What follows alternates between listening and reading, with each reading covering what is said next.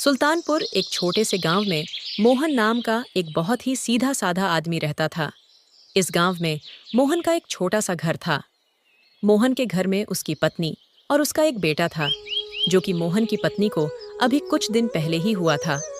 मोहन के पास जमीन तो खूब सारी थी, पर वह सारी जमीन बंजर थी। उस जमीन पर कोई भी फसल नहीं हो पाती थी, जिस कारण वह अपना घर चलाने के लिए एक सेठ जी के घर पर काम करता था। अरे ओ भाग्यवान, कहाँ हो? यहाँ आओ तो। क्या हुआ जी? आप बहुत तेज से आवाज लगा रहे हो, क्या बात है जी? भाग्यवान, आज मुझे सेठ जी के पास बहुत सारा काम है। आज सेठ जी का अनाज मुंबई शहर जाएगा, इसलिए सेठ जी ने आज मुझे पहले बुलाया है। और हाँ सुजाता, आज मैं दोपहर में खाना खाने नहीं आ पाऊंगा, इसलिए तुम किसी और के हाथ से खाना भिजवा देना, क्योंकि मेरे पास आज टाइम नहीं रहेगा, काम बहुत ज्यादा है। ठीक है जी, आप चिंता मत करो, मैं खाना किसी के हाथ से भिजवा दूंगी। अच्छा सुजाता, मैं जा रहा हूँ, नहीं तो बहुत लेट हो जाएगा। फिर मोहन सेठ जी के घर काम के लिए निकल जाता है।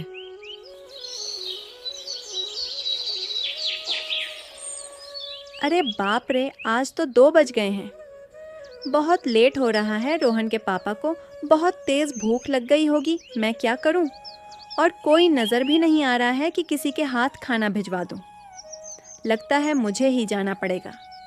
मोहन की पत्नी मोहन को खाना देने के लिए सेठ जी के घर के लिए निकल जाती है, मगर रास्ते में उसे एक सांप काट लेता है।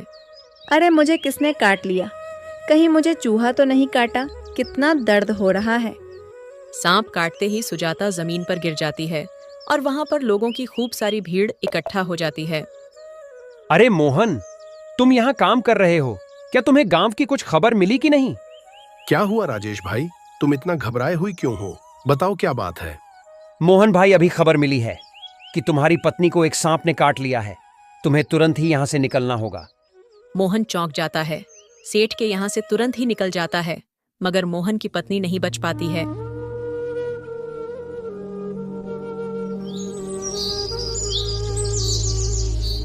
सब खत्म हो गया सुजाता, तुम मुझे और अपने इस बच्चे को अकेला ही छोड़कर चली गई। अब इस बच्चे को मैं कैसे पालूंगा सुजाता? कहाँ चली गई हो मुझे अकेला छोड़कर? इससे अच्छा तो मैं ही मर जाता। अपनी पत्नी के गुजर जाने के बाद मोहन बहुत ज्यादा दुखी हो गया था।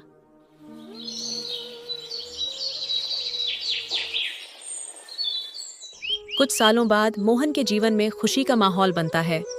मोहन का बेटा शिव अब तक बहुत बड़ा हो गया है और उसकी रेलवे में सरकारी नौकरी लग चुकी थी। शिव बेटा, आज तुझे लड़की वाले देखने आ रहे हैं। अरे पिताजी, आने दो ना, इसमें कौन सी बड़ी बात है। कुछ देर बाद मोहन के घर लड़की वाले देखने के लिए आ जाते हैं। आइए आइए, मेरे छोटे से घर में आपका स्वागत है। शिव को लड़की वाले देखने के लिए आते हैं और शिव का रिश्ता राधिका के साथ पक्का हो जाता है। फिर मोहन अपने बेटे की शादी बड़े ही धूमधाम से करता है। फिर शादी के कुछ दिन बाद, राधिका, ये लो पैसे, इसे अलमारी में संभाल कर रख देना। अरे बाप रे बाप, इतने सारे पैसे! शिव बेटा, तू इतने सारे पैसे कहाँ से लाया? तेरी तो इतनी पगार भी नहीं है। अरे पिताजी, ये पगार नहीं है। अब मैं तुम्हें कैसे समझाऊं? पिताजी, इसे अंग्रेजी भाषा में कमीशन कहते हैं। मतलब तू गरीब लोगों से घूस लेने लगा है?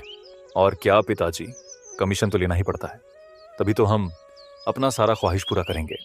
बेटा, तुझे तेरी माँ के गुजर जाने के बाद भी मैंने तुझे पढ़ाया लिखाया और इतनी बढ़िया नौकरी के काबिल बनाया, और आज तू उसी कुर्सी का फायदा उठाकर गरीब लोगों से घूस ले रहा है। अरे पिताजी, तुझे क्या पता, जो लोग ईमानदारी के रास्ते चलते हैं वे लोग हमेशा पीछे ही रह जाते हैं।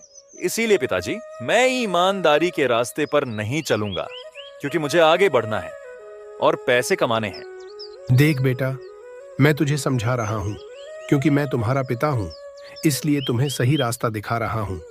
अभी समय है बेटा, समझ जा, नहीं तो बाद में सही नहीं रहेगा। देखो पिताजी, मुझे आपकी बात नहीं सुननी है। आपको सच्चाई के रास्ते पर चलना है तो आप चलो, मैं नहीं चलने वाला हूँ। इसीलिए मुझे ये सब बातें मत सुनाओ पिताजी।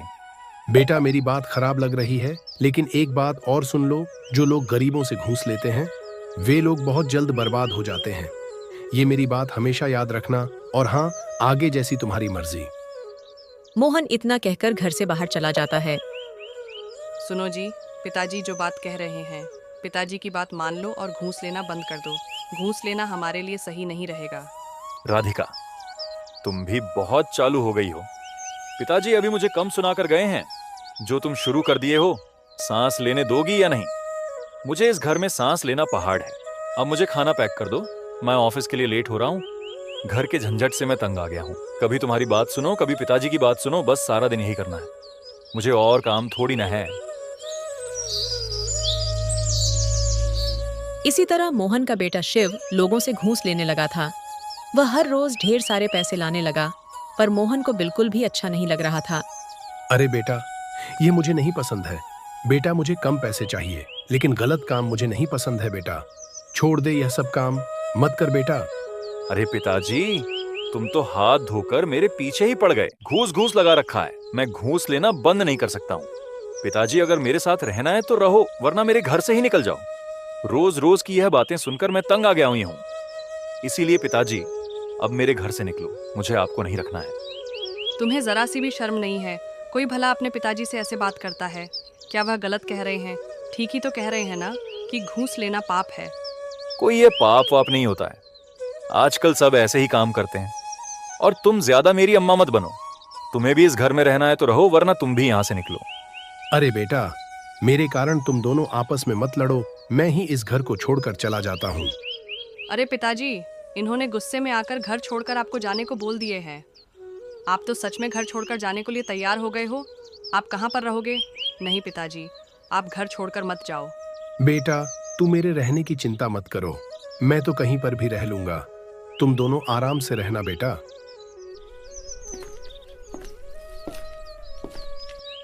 अरे तुम कैसे बेटे हो जो तुम्हारे पिताजी घर से निकल गए हैं और तुमने एक बार भी अपने पिता को नहीं रोका। मोहन अपना घर छोड़कर सेठ जी के घर पर जाता है। क्या हुआ मोहन? आज तो तुम समय से पहले ही आ गए हो। मोहन ने सेठ जी को अपने बेटे की सारी बात बता देता है। अरे बाप रे, आजकल के बच्चे इस तरह हैं कि अपने पिता को ही निकाल दे रहे हैं। मोहन, तुम्हारे बेटे ने तुम्हारे साथ बहुत ही गलत किया। मोहन, तुम चिंता मत करो, आज से तुम मेरे साथ मेरे ही घर में रहोगे। नहीं सेठ जी, मैं तो अपने खेत में ही रह लूंगा। मोहन, तुम वहां इतनी सुनसान जगह पर कैसे रह पाओगे? नहीं मोहन, तुम मेरे ही घर में रहो और चिंता करने की कोई भी बात नहीं है। नहीं सेठ जी, आप चिंता मत कीजिए। मैं आराम से अपने खेत में रह लूंगा। आप हमारे बुरे वक्त पर पूछे, हमारे लिए यही सबसे बड़ी बात है। सेठ जी, आपका बहुत बहुत धन्यवाद।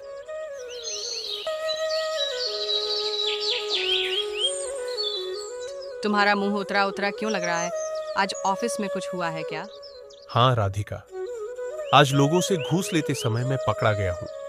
अब मुझे नौकरी से भी निकाल दिया गया है और आज तक जितना भी घूस का पैसा खाया है सब सरकार को लौटाना पड़ेगा।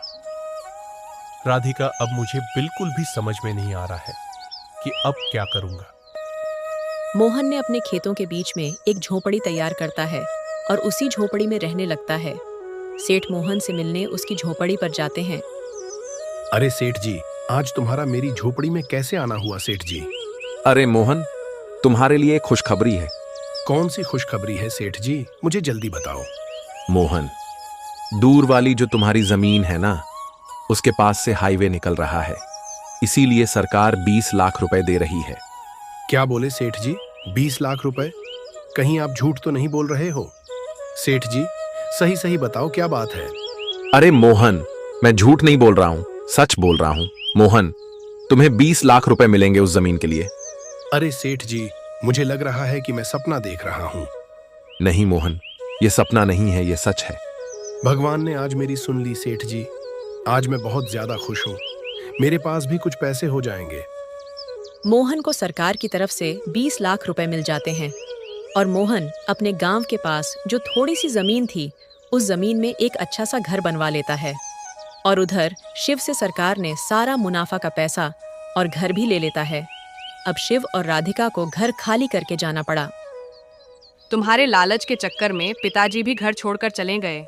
लालच के ही चक्कर में आज हम दोनों को अपने ही घर से बेघर होना पड़ रहा है। अरे शिव बेटा, कहाँ चल दिए हो इतनी सुबह सुबह? अब तो तुम्हारे पिता लखपति हो गए हैं। मैं सब जानता हूं शिव। तुम ये खबर सुनकर आए हो। तुम्हारे पिता के पास पैसा है। तुम पैसों की लालच में ही आए हो। तुमने आज तक अपनी मां को देखा? मोहन ने तुम्हें तुम्हारी मां के जाने के बाद खूब पढ़ा लिखा कर बड़ा किया और तुमने उसी पिता को घर से निकाल दिया। तुम्हें बिल्कुल भी शर्म नहीं आई अपने पिता को घर से बाहर निकालते हुए। अरे सेठ जी, अब छोड़िए ये सब बातें, ये अभी बच्चा है। पिताजी, मुझसे बहुत बड़ी गलती हो गई है जो मैंने आपको घर से निकाला। मुझे माफ कर दो पिताजी। और मैंने आपकी बात नहीं मानी, इस गलती की सजा भी मिल गई। पिताजी, मेरी नौकरी और सरकार ने हमारा घर और सारा पैसा भी ले लिया है। कोई बात नहीं बेटा, तुझे कहा था ना मैंने कि ईमानदारी के रास्ते पर चलेगा तो खूब आगे जाएगा। अब देख लिया ना बेईमानी के रास्ते का परिणाम। इस कहानी से हमें यही सीख मिलती है, ईमानदारी का रास्ता भले ही धीरे धीरे आगे बढ़ाता है, लेकिन वह हमेशा सही होता है और अंत में सुखद परिणाम देता है। अगर आपको हमारी ये कहानी अच्छी लगी हो तो वीडियो को एक लाइक और चैनल को सब्सक्राइब जरूर करें। ऐसी ही दिलचस्प कहानियों के लिए शेयर करना ना भूलें। आपके सपोर्ट से ही हमें और बेहतर कहानियां लाने का हौसला मिलता है।